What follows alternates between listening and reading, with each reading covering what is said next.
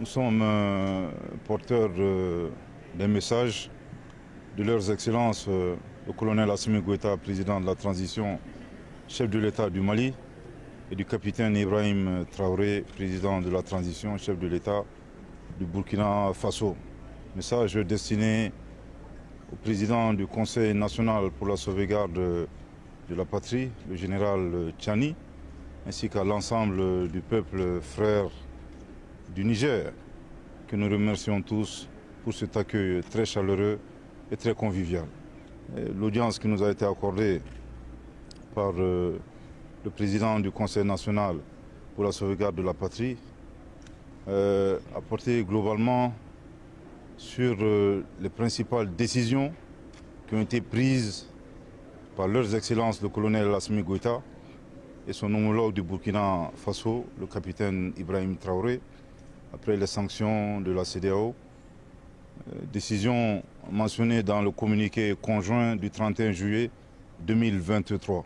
Notamment la solidarité très forte à l'endroit du peuple nigérien, avec lequel nous partageons à la fois l'histoire et la géographie. Également le refus catégorique pour le Mali ainsi que le Burkina Faso d'exécuter ces sanctions illégales, illégitimes et inhumaines prises contre le peuple nigérien. Et enfin, le plus important, c'est réitérer la participation active, effective et pleine du Mali et du Burkina Faso aux opérations de légitime défense en cas d'agression de la CEDEAO contre le Niger. Je tiens ici à le préciser que toute intervention militaire contre la souveraineté d'un pays ne représente autre chose qu'une agression. Et bien entendu, agression que le Burkina Faso et le Mali rejettent catégoriquement. Nous avons réitéré,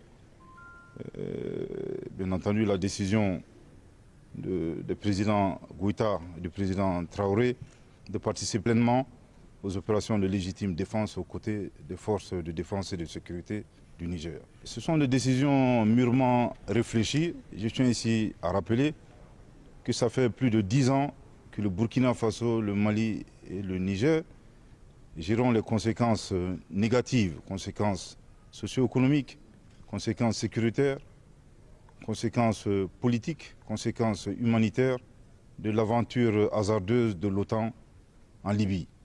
Bien entendu, se pose la question, si ça nous a pris 10 ans, accepter encore une autre aventure de la même nature au Niger nous prendrait combien d'années?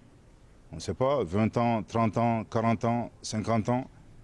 Une chose est sûre, le président Goïta et le président Traoré ont clairement dit non, non et non. Nous n'accepterons pas d'intervention militaire au Niger. Il en va de notre survie. Et bien entendu, les chefs d'État du Mali et du Burkina ont pris la ferme décision de laisser des actifs et non des passifs aux générations futures. À l'endroit de la CEDEAO, nous avons deux messages. Le premier message, c'est que nous leur demandons très clairement de cesser d'affamer nos peuples. Nous n'avons pas besoin de sanctions. Je pense qu'il y a énormément accès de souffrance que nos populations traversent. Le deuxième message, qui est également un message important, nous apprécions bien les ultimatums. Je pense que la CEDEAO se trompe lourdement de destinataire. Il faudra adresser ces ultimatums aux groupes terroristes. Et ça fait 10 ans que nous attendons cela. Je pense que nous serons très heureux pour une fois que ces ultimatums soient adressés aux groupes terroristes. Ensuite, à l'endroit du peuple frère du Niger, ce sont des moments difficiles. Le Mali et le Burkina Faso ont traversé des épreuves similaires. Nous tenons à leur rassurer très fermement de notre soutien et de notre solidarité. Et restons résilients et stoïques, pour reprendre les propos de son Excellence le colonel Assimi Goïta. Tout ce qui est substantiel et positif ne peut s'obtenir dans la facilité. S'il plaît à Dieu, nous vaincrons.